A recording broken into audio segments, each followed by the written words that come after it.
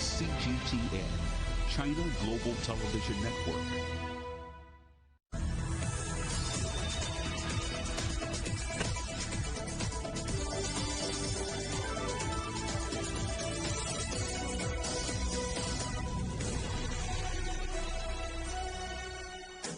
Live from London, this is Global Business.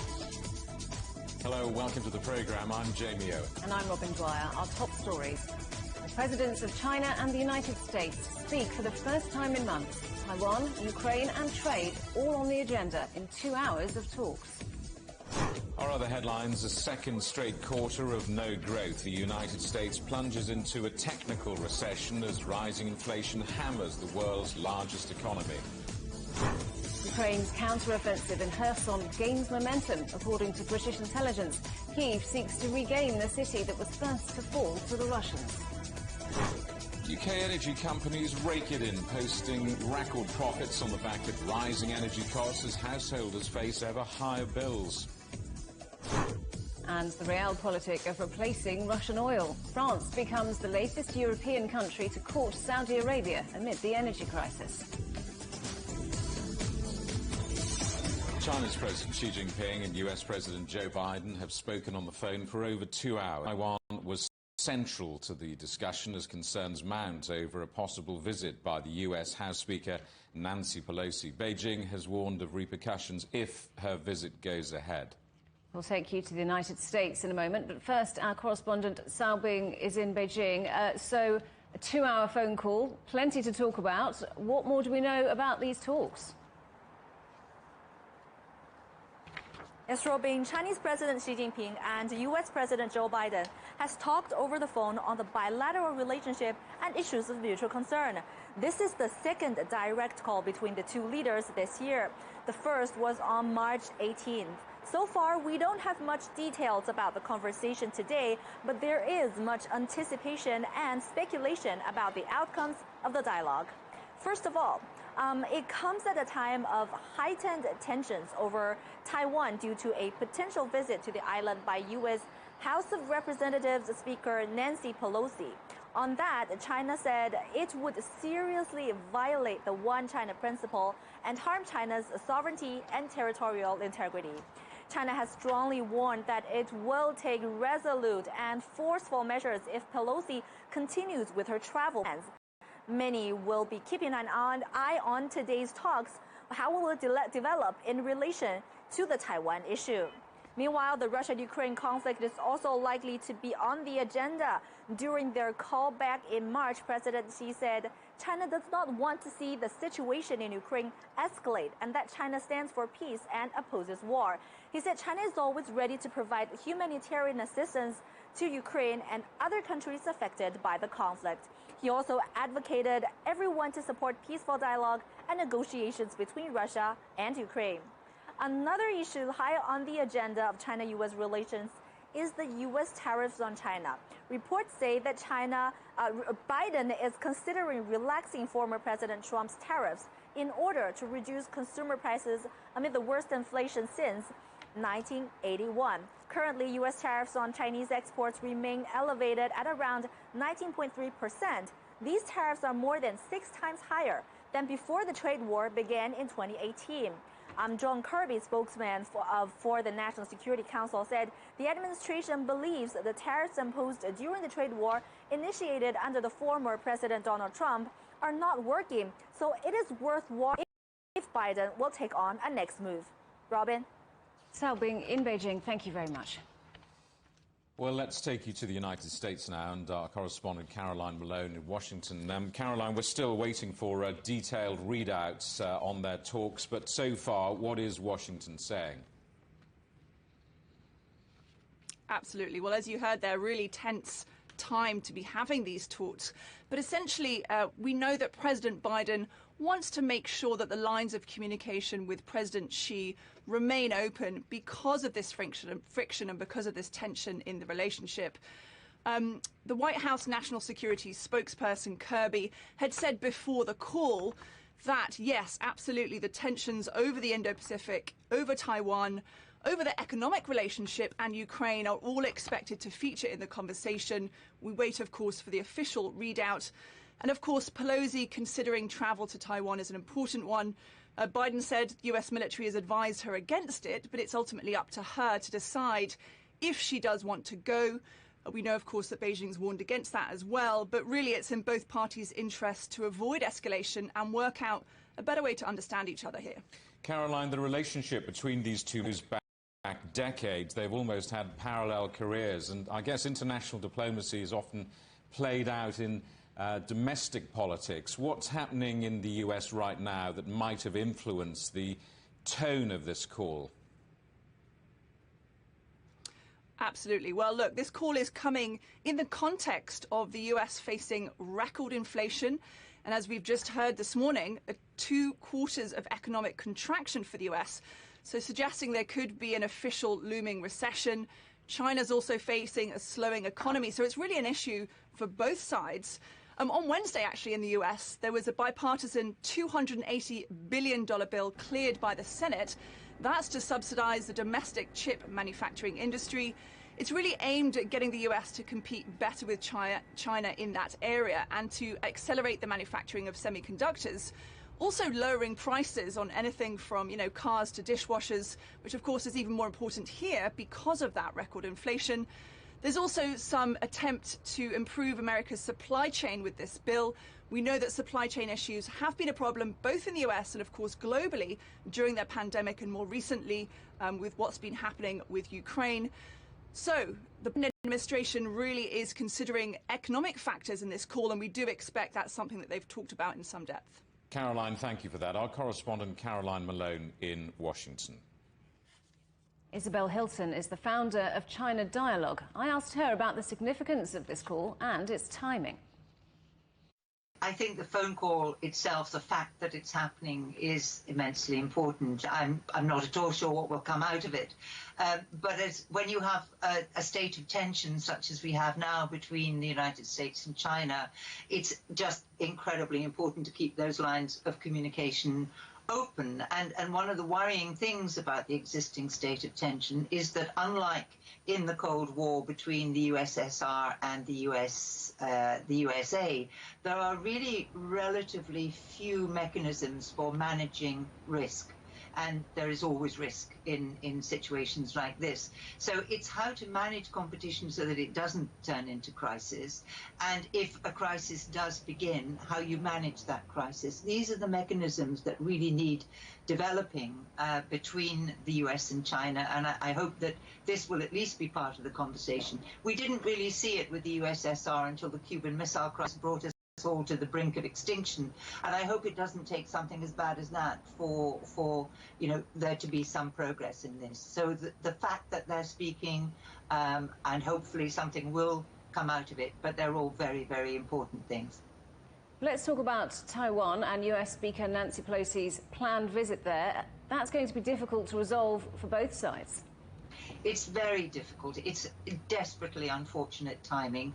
And I think it will be very hard for the Chinese side to understand that that President Biden, didn't instigate or encourage this. I mean, he quite clearly didn't encourage it. But of course, in the Chinese system, no one of the standing of Nancy Pelosi, second in line, to the presidency, would have undertaken a visit like this without approval from the top. The fact is, in the American system, it's not like that. But it is extraordinarily unfortunate, particularly given the party Congress is coming up, given the existing tensions over Taiwan. So it would be, it would be difficult to imagine a worse moment. Now, clearly, they will have an exchange of views on this. The positions on Taiwan are extremely well known, and they're not likely to change. But it would be helpful if this visit could be undertaken, if it's committed to, in as low-key a manner as possible.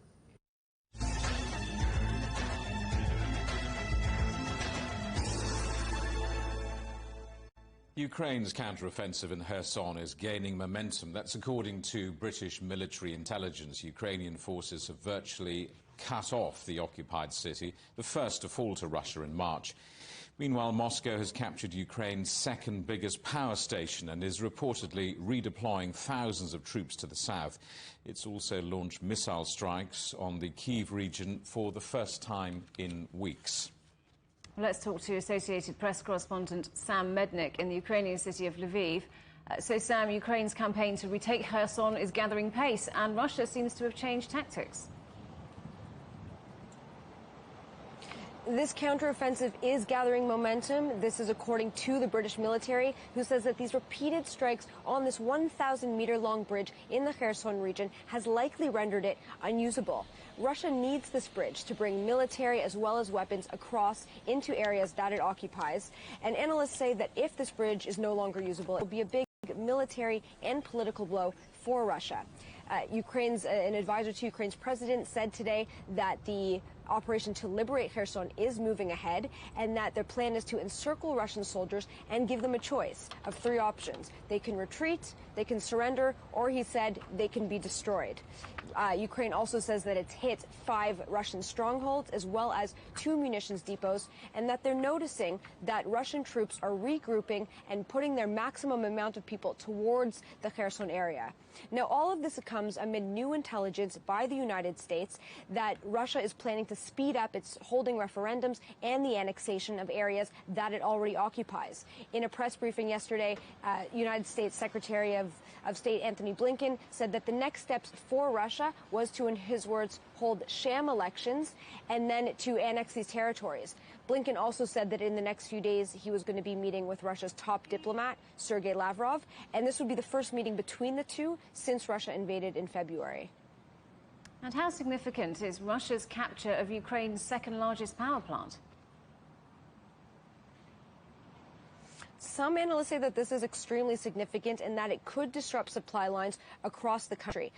This power plant is located in the eastern region of Donetsk, where Russia has made some of the only significant operational offensives. This is according to Washington-based think tank, the Institute for the Study of War, which says that it appears that Russia in these areas is able to sustain momentum and towards towns like Seversk and Bakhmut. But Ukrainian authorities don't seem fazed by the capture of this plant. In an interview on YouTube yesterday, an advisor to the president said that the capture was, in his words, kindergarten. And he said what he thinks is going to happen going forward is that Russia is going to dig in defensively, not launch new offensive attacks in the east, and regroup and move forces down towards the Kherson region. And Russia also stepping up missile strikes, with Kyiv among the regions hit.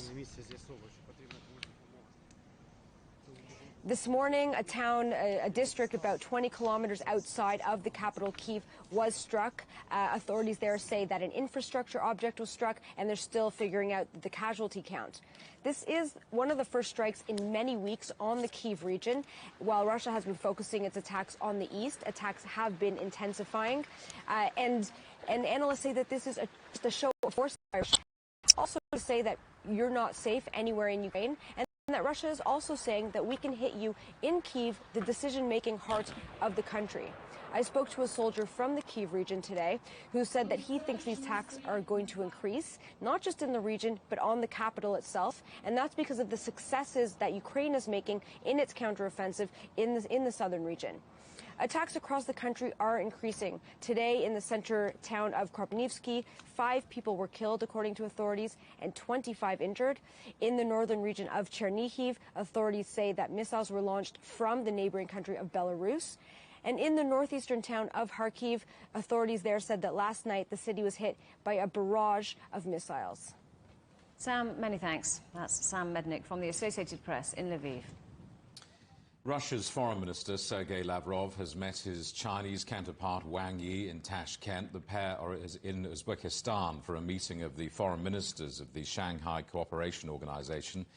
Meanwhile, Washington says it has made a substantial offer to Russia for a potential prisoner swap deal involving jailed US basketball star Brittany Griner. Let's talk to our correspondent Stuart Smith in Moscow, and a reminder that journalists in Russia are working under media laws which restrict what they can report. Stuart, tell us more about this meeting. Yeah, between the two foreign ministers of China and Russia, the general assessment from the Russian Ministry of Foreign Affairs was that it was a positive meeting and there was a positive assessment of Russia-China relations. It said there were some issues of bilateral practical cooperation that had to be addressed, but in general they discussed the role of the SCO and talked about how they were attempting both to modernise the SCO and also increase the organisation's global authority, as well as these bilateral meetings taking place between all of the foreign ministers in attendance. The SCO foreign minister meeting itself was designed primarily to lay the groundwork for the summit of leaders expected later in the year. One of the main things up for discussion was whether Belarus is ready to become a full member. It would be the 9th member of the SCO, and the foreign ministers so far have been giving hints that that is something that looks set to happen, but final sign-off will have to come in that September summit. Also under discussion was the potential joining of other countries to become dialogue partners, such as Egypt, Qatar and Saudi Arabia, as potentially Bahrain, and also discussion about the status of Afghanistan, already an observer member of the SCO, but the changing government a year ago, with the Taliban now in power, has been causing concern amongst a lot of Central Asian states, especially those that border Afghanistan. They did talk about Ukraine to some extent, and an interesting note in the Russian Foreign Ministry readout was that between China and Russia there was an assessment of the current state of affairs in Ukraine. Diplomatics speak for some kind of disagreement, but we don't know exactly what that was. Stuart, Washington says it's made a substantial offer to Russia for a potential prisoner swap deal involving the jailed US basketball star Brittany Griner. Any sign of that transpiring?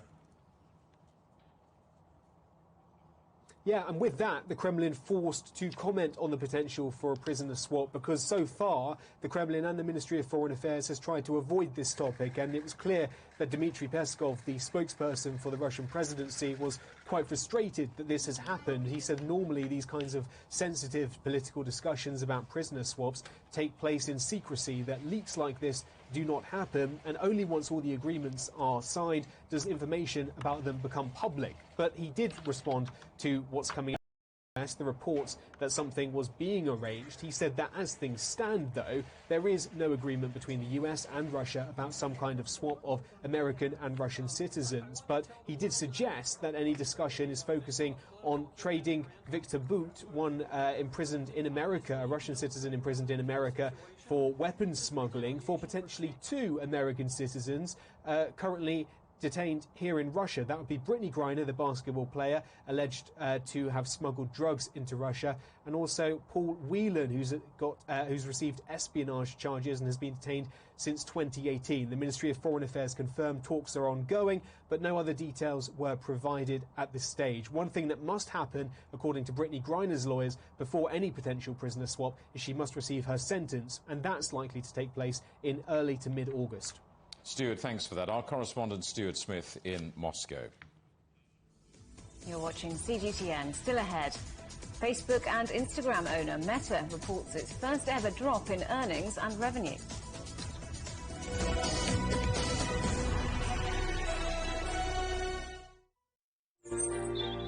Ever wondered what's the difference between a bear and a bull market?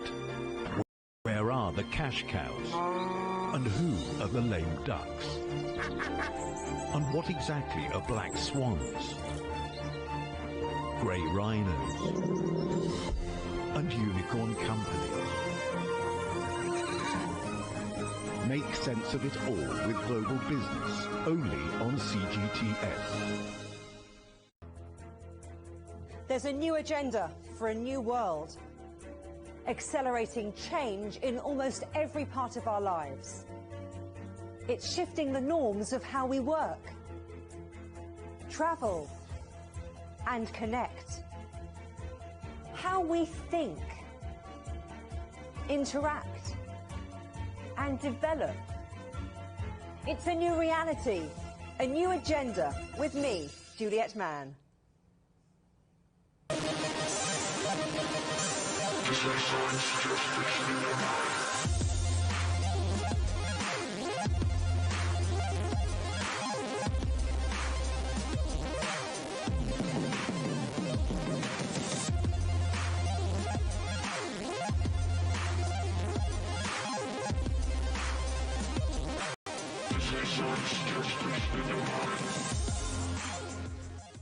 Soaring energy prices, surging inflation, strained supply chains. As costs spiral and goods run short, people are feeling the heat. Join us for a special news series, Crunch Time, starting August the 1st, here on CGTN.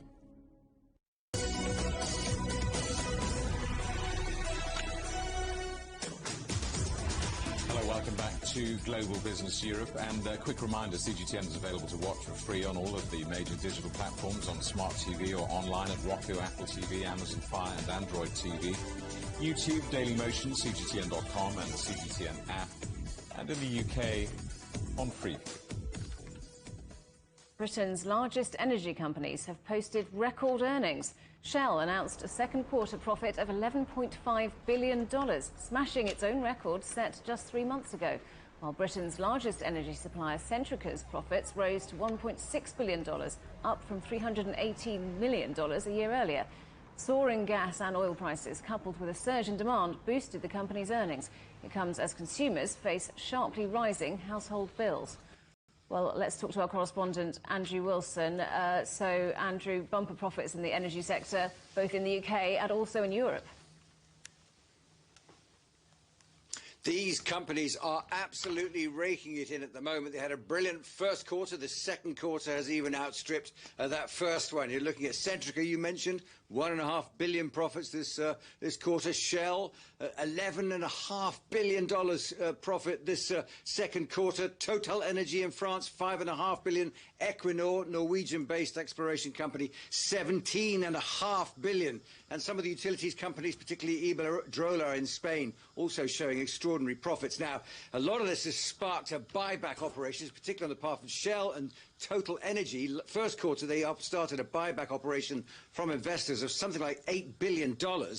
Shell is intending to buy back another $8 billion of shares by the end of the year, and Total another $3 billion. Whether or not that's good for the investors is a different issue, but what it does show is these companies have experienced such a windfall that they're making sure that they take full advantage of this to consolidate their positions and start making choices about research and development and where they go next in this difficult climate. But the important thing for people to remember is that this is operations. This has got nothing to do with the household crisis, nothing to do with energy prices. This is all about a commodity, oil, gas, and in some cases nuclear as well, that are just very much in demand. And so these companies that produce this stuff are raking in the profits from that. Downstream, things are not so good still. British Gas, which is owned by Centrica, profits down 43% on last quarter because they are struggling to buy the stuff at a decent price and be able to sell it to consumers. So that's an issue still to be resolved. CEO of Centrica, Chris Shear, has said he's well aware of how this looks and the imbalance that is showing, but he says we have investors, we've got to look after them as well, and most of these companies cancelled their dividends for the past 3 years through the pandemic. They're starting to look after their investors and pension funds that have invested in them again. Well, these big profits, as you say, good news for shareholders and people who have their pensions invested in that sector. But how are householders going to respond to this? Well, householders, the consumer experts are saying the situation gets more and more grim by the day. Already householders have seen something like bills going up by about $3,000 a year from October 21, and a prediction that that could go up as high as $5,000 a year average. There is a real crisis coming. Consumer experts say they've never seen anything like it. They're calling it a catastrophe. Friends of the Earth has led the charge already, the Environment Group, to demand more of a windfall tax on these big energy producers because they're raking in so much money at the moment. They're saying they must give something back. The producers themselves are reluctant. They were hit by the pandemic. These profits are relatively new to them. They've got balance sheets to take care of to start with. They've got obligations for research into renewable energy to look into as well. Plus, there is a $7 billion government windfall tax they've got to wrestle with this year, and it's not clear whether that's going to be repeated or for how long that's going to last. So there's an awful lot of balancing out to be done. But the situation in homes, combined with the coming out of the pandemics, making the rarity of this, the demand go up for all these fossil fuel products, and the war in Ukraine as well, it means that almost all households in the UK and across Europe are looking at the bleakest energy winter that anyone has ever seen to date. Andrew, thank you very much. Our correspondent, Andrew Wilson. Let's take you to the United States now, and the economy there shrank again in the second quarter, this time by 0.9%, something that would be considered an economic recession in many countries, although $369 billion climate and tax bill has been given a boost after a rebel Democrat senator's surprise announcement that he would now support it. Let's talk to our correspondent, John Terrett, watching events for us in New York. Yes. John, so the United States is in recession, at least technically. We have to keep on saying this technically.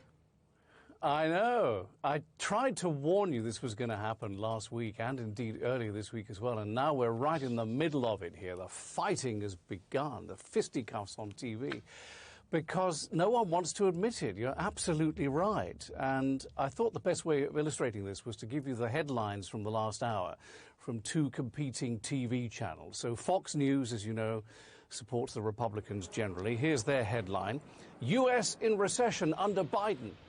And here's MSNBC, which is generally supportive of the Democrats. GDP prompts recession fears. And that pretty much sums up where we are. Now, look, the facts are, okay, that in the second quarter, the U.S. economy did contract by 0.99%. Okay, now, some economists thought it might be 0.4%. That some of them thought it would be increasing by 0.5%. It wasn't that either. But the point is, in the first quarter, the economy was down by 1.6%. So technically now, by the broadest of broad brushes, yes, the U.S. economy is in recession. And there was lower investment all round at the business level, the residential level, the governmental level, and certainly the personal spending level. No doubt about that. And this is going to be very tough, Jamie and Robin, for Janet Yellen, who is the Treasury Secretary, who's going to have to defend this. But she is going to defend it by saying, look, the first quarter figures there, that 1.6% I talked about, negative territory, that was an anomaly, she is going to say. And they're going to point out that hiring remains very, very strong, which it does. I mean, the unemployment rate is 3.6%. That's a multi-year low. So they'll say, well, how can you have a recession with all this hiring going on? Plus the fact there's a chance of a revision, because you know with these things, the government always gives us what they call here a first print, which we've had now, and then there's a second print, and it could be that it'll be a very different number. And then the National Bureau of Economics doesn't look, as we do in television, at what a recession is. You know, for our convenience, we say it is 2 quarters of negative growth, but actually there's more to it. Now, Biden is going to give an address to the nation in about 2 hours from now. He's going to say this is no surprise and that we're on the right path. But already the right-wing media here is going after him, saying, look, here's your president. Welcome to recession under Biden. And he says we're on the right path. So you can see where all this is going. The key thing is, what about the third quarter?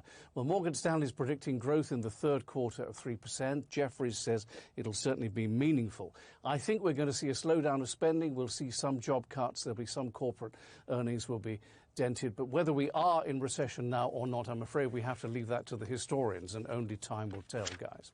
John, all this is the Democrats sign off on a big spending bill.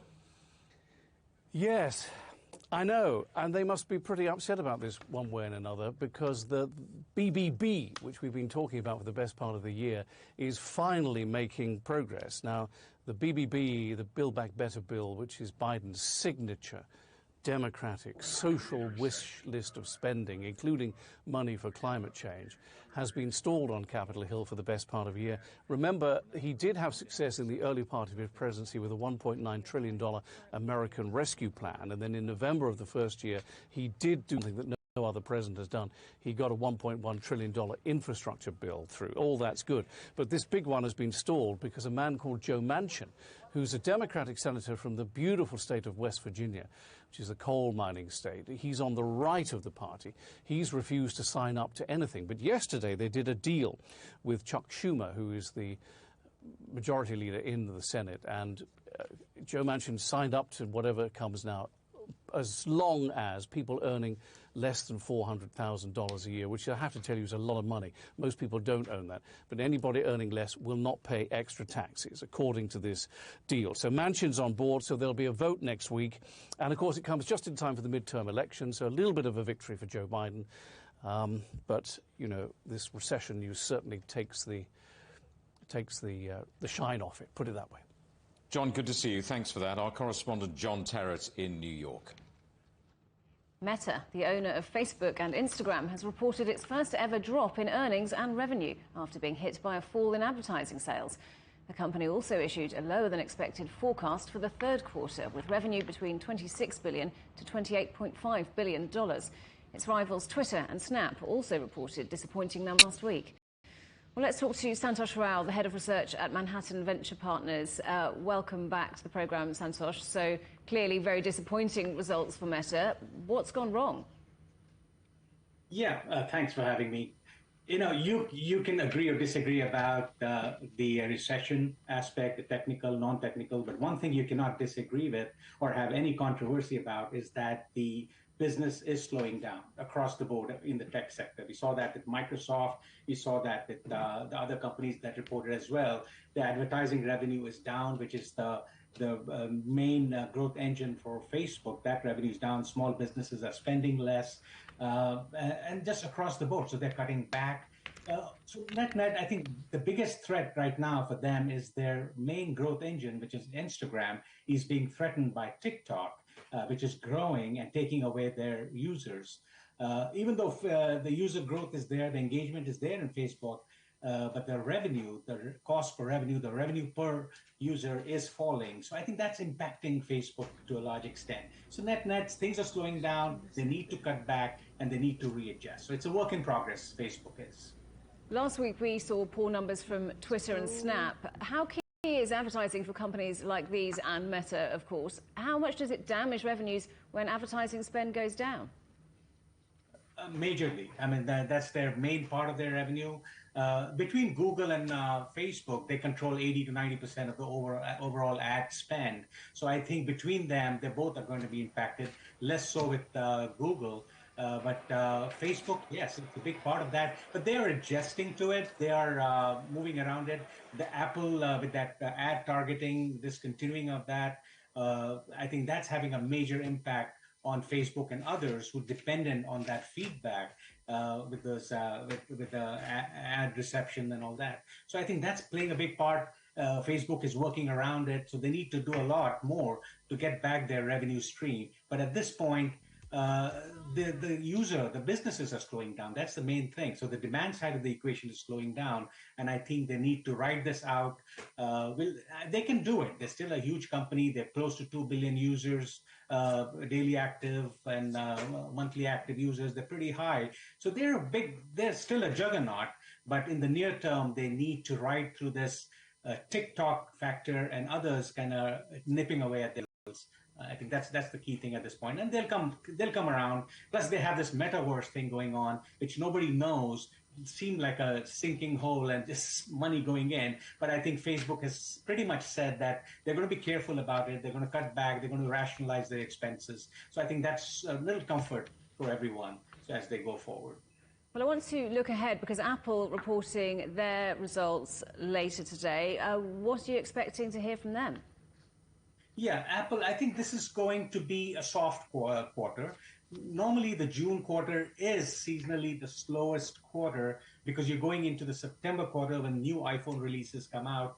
So I think you're going to see a soft quarter. There's some issues. China opened up. It's on again, off again, but I think it's generally opening up. iPhone sales will be pretty good. But overall, I think it's going to be a soft quarter. They will meet their numbers, which is slightly down from the last year. But I think overall, we're not expecting a gangbuster quarter.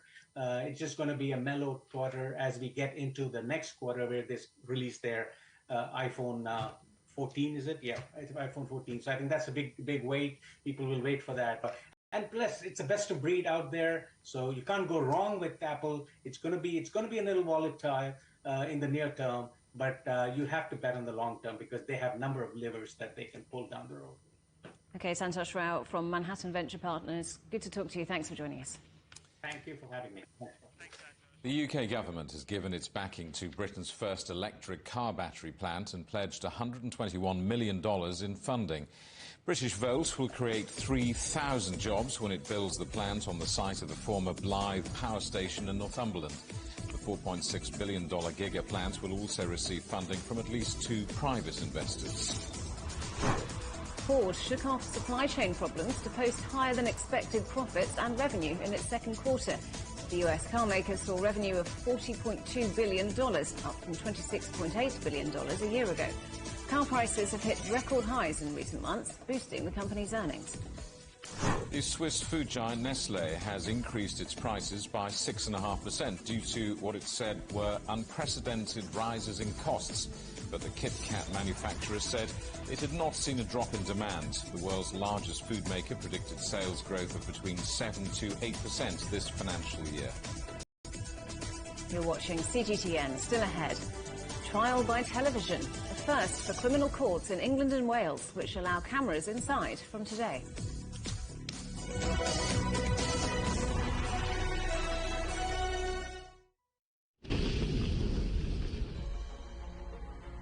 What I show of China is what I really experienced in China, and it's very different to what people in the West experience in China.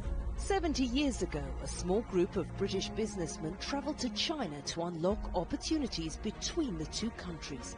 They became known as the icebreakers. I think it's fantastically important to educate British people about Chinese history and culture.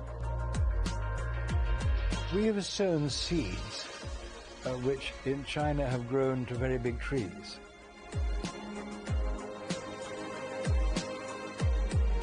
The values of horsemanship, respect, responsibility, compassion can be extended to all relationships.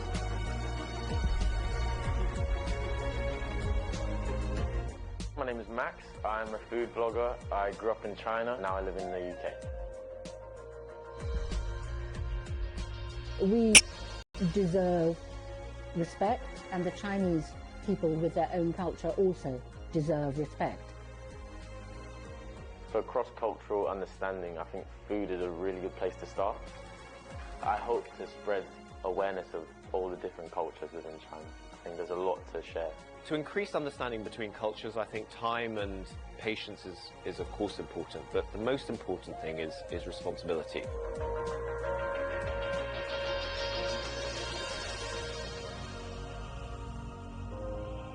Meet the bridge builders, the individuals who dare to think beyond the horizon and open up our world.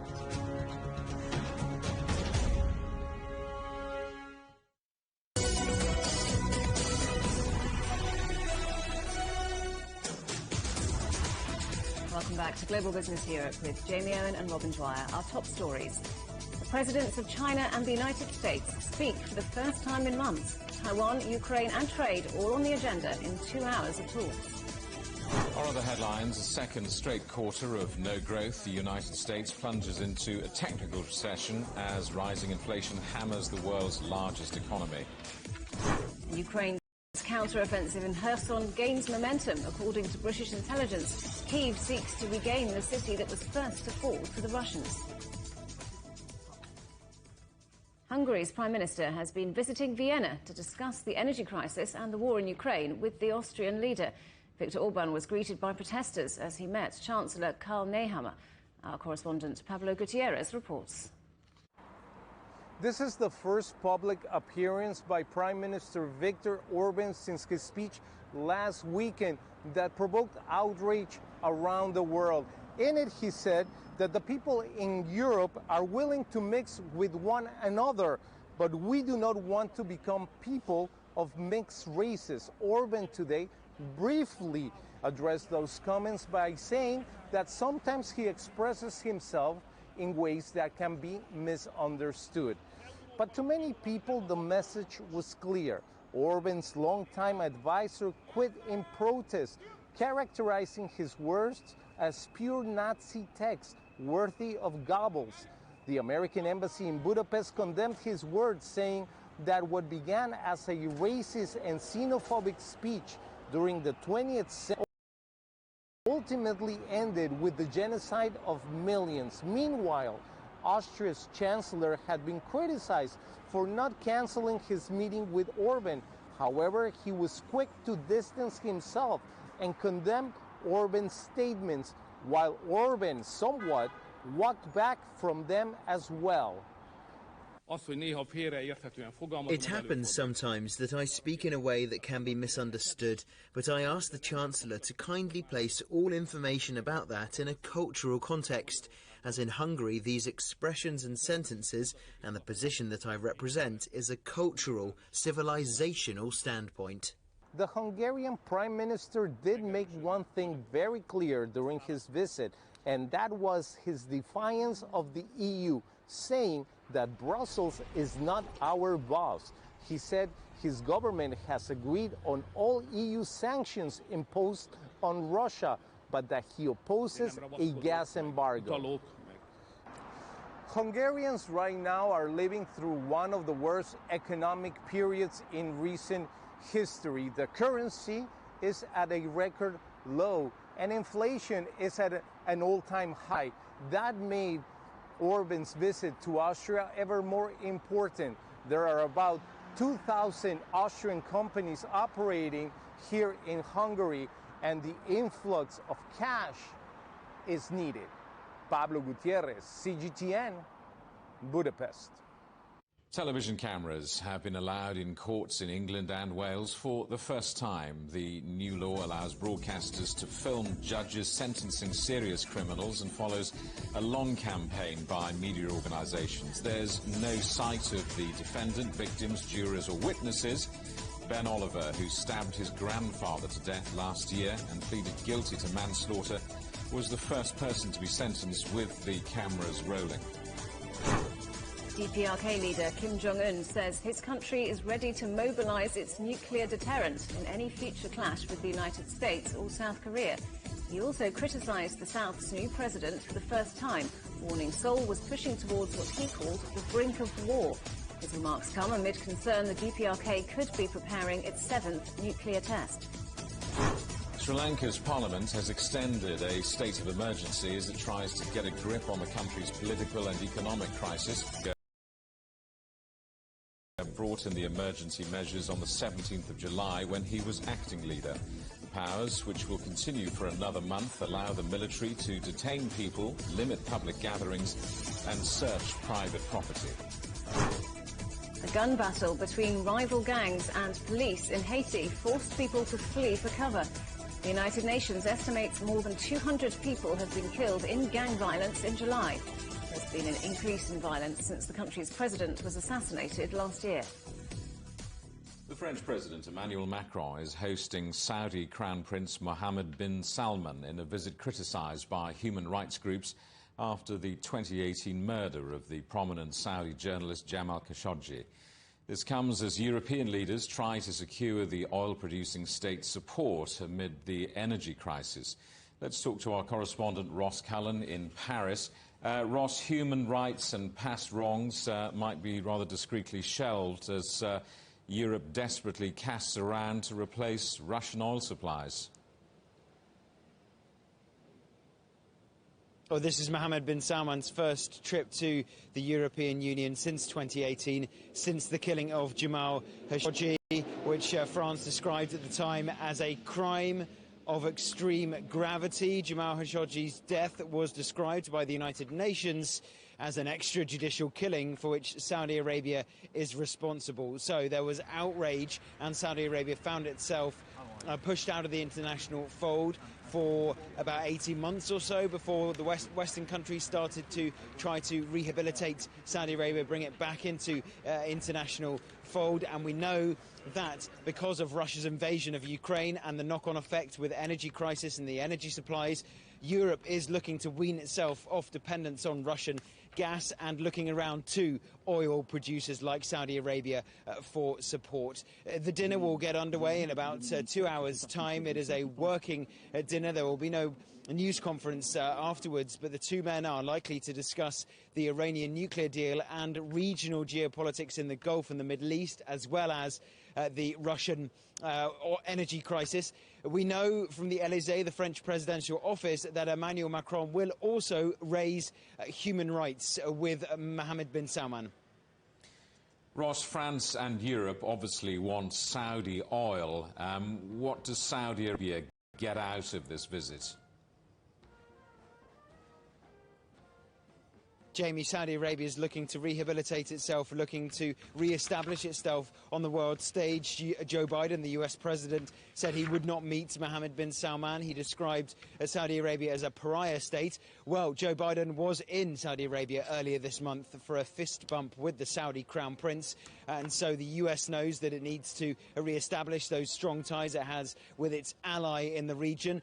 Also an ally of France. France has military and business deals with Saudi Arabia, and so looking to be able to try to rehabilitate itself. That'll be the aim, certainly, of Riyadh at this meeting. France wants to be able to show that it is able to raise human rights, but able to speak to people face to face. That's something that Emmanuel Macron certainly values a lot. We saw that earlier in the Ukraine war when Emmanuel Macron was maintaining regular phone contact with Vladimir Putin. He is certainly, the French president, as somebody who believes that maintaining a dialogue, even if it is particularly with perhaps unsavory regimes, it's important to keep up that dialogue, to keep the phones open, and where possible, like tonight, be able to meet people face to face to discuss issues both bilaterally and also in the geopolitical region. Jamie.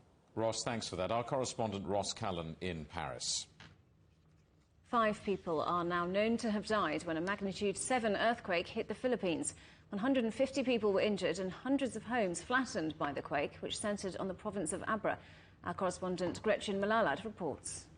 Strong aftershocks throughout the night were felt by residents here in Abra. This province is the epicenter of the magnitude 7 earthquake that happened yesterday morning. I'm now here at the town plaza of Bangued, which serves as an evacuation center of the town. Tents here have been set up for residents whose homes have been damaged by the earthquake. And the Department of Social Welfare and Development had set up these tents in an open space here at the plaza and open basketball courts like where I am now, because schools, which usually serve as temporary shelters, have also been damaged. So the local government unit says 600 people are now staying here in the plaza, and over 100 houses here have been damaged, and over 70 residents were injured here in the town of Benguet. And residents here were given food and shelter, and families whose houses were destroyed will be given financial assistance. President Ferdinand Marcos Jr. is now here in the province of Abra, and he met with local officials at a nearby camp. He was briefed about the situation, and after the meeting, he came here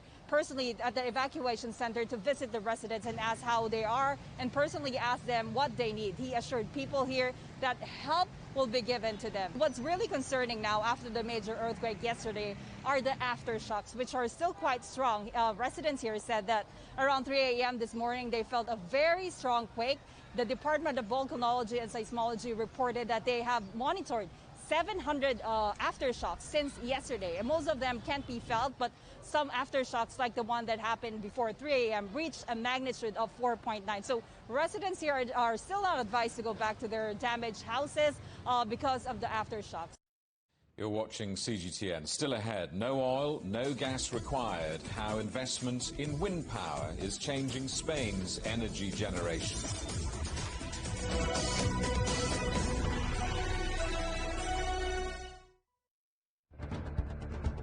Events have consequences. Words create impact. Unprecedented scenes that we saw. The cleanup operation is now well and truly underway. Parts of southern Europe remain in a state of emergency. Context gives meaning. People make history. Far more than 1,000 people have come here today. But authorities are still on high alert. So now we've actually become the border on this road. A complex world demands a comprehensive view. But with the cleanup efforts more or less under control, the economic impact is bound to ripple across the country. There's plastic pollution everywhere. Because the world today matters for your world tomorrow. This is the living area of the crew. The focus is firmly on future technologies. Well, this is something completely different. The world today, every day on CGTN.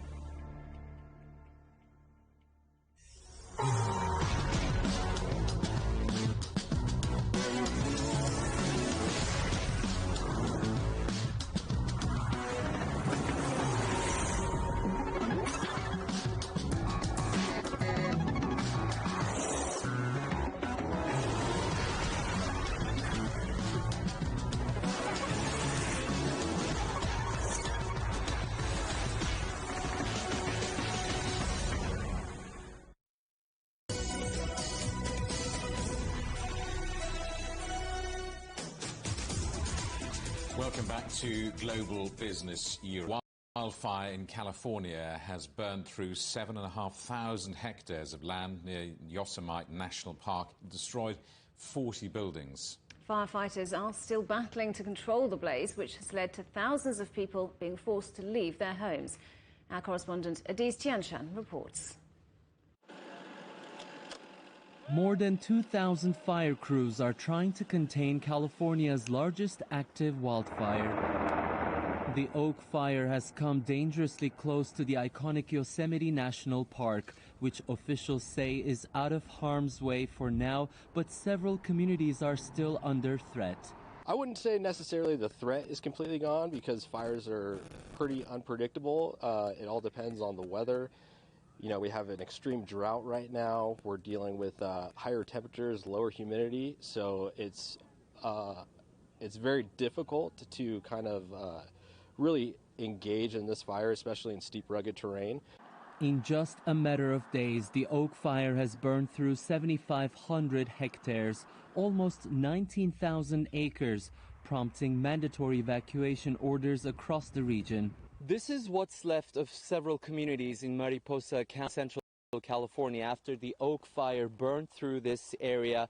This is one of at least 50 structures that were burnt down. What you can see over there is a standing shower, and right here is the bed frame. Of course, this whole community has been evacuated, and they still haven't been allowed to this area. We do understand the fire crews have made some progress overnight, but the fire still remains at 32% containment as of Wednesday. This elementary school has been turned into an evacuation center, hosting families with no other place to go. The American Red Cross has been receiving donations for families in need. People are coming to us from the mandatory evacuation zones of this Oak Fire, and they have no place to go. So we're taking them in, we're keeping them cool, we're giving them lots of water, 3 meals a day, and a very comfortable place to stay. Fire threats and evacuations have become a harsh reality in this part of the state, with some residents better prepared than others. That I'll be more prepared next time because I put in like one outfit, one nightgown, and left. That's not enough because I don't know when they're going to let us back in. The cause of the Oak Fire is still not clear, just as the time it will take to contain it. And many families are anxiously waiting to see whether they will still have a home to go back to. It is Tianshan, CGTN, Mariposa, California. Valencia in Spain is one of the finalists to become European Green City of the Year in 2024. It's already invested heavily in renewable energy production and has plans to do more. Our correspondent Rahul Pathak reports. The winds of change are surging through Spain's renewable energy drive. In recent months, farms like this one, just outside Valencia, have helped make wind power become the #1 source of electricity in the country. It currently makes up nearly a quarter of the total energy mix for this sector, ahead of nuclear, hydroelectric and coal. By 2030, the plan is for that to double. Whilst this cluster of farms can provide energy for up to 400,000 homes, Valencia does lag behind other regions in Spain in terms of output, but there are plans to change that. We want to keep building more wind farms like this one in the region, and we're also quite far down the line in the new solar plant production. We have made major progress in the development of the sector in the region. Now, wind power just forms part of a greater plan for this region. Valencia is bidding to be named European Green City of the Year in 2024. And of course, renewable energy plays an important part in mitigating the effects of climate change. But there are other key factors in any successful bid. Valencia is now into the final round and will compete directly with Cagliari for the prize.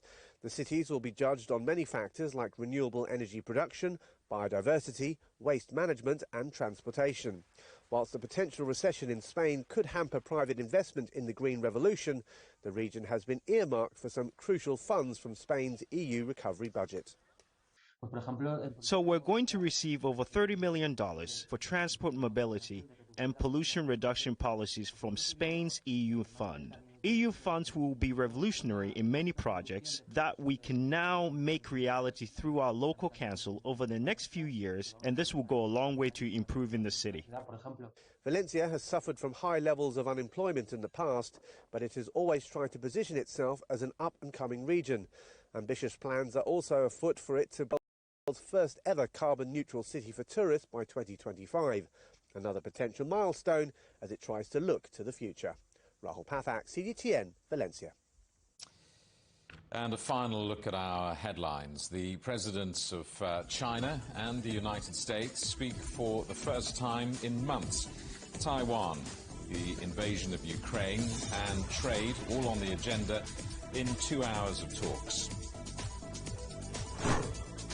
Second straight quarter of no economic growth. The United States plunges into a technical recession as rising inflation hammers the world's largest economy. And one last story for you. Ukraine's counter-offensive in Kherson gains momentum. That's according to British intelligence reports. Kyiv seeks to regain the city that was first to fall to the Russians. And that's it for Global Business Europe. Thank you for watching. We've got more on all of our stories at europe.cgtn.com, and do follow CGTN Europe on Twitter, Facebook and Instagram. We're on smart TV apps, Roku, Apple TV, Amazon Fire and Android TV, YouTube, Dailymotion, CGTN.com and the CGTN app in the UK on preview. Coming up next on CGTN, it's Africa Live. We'll see you again tomorrow, same time, same place. From all the team here in London, goodbye. Goodbye.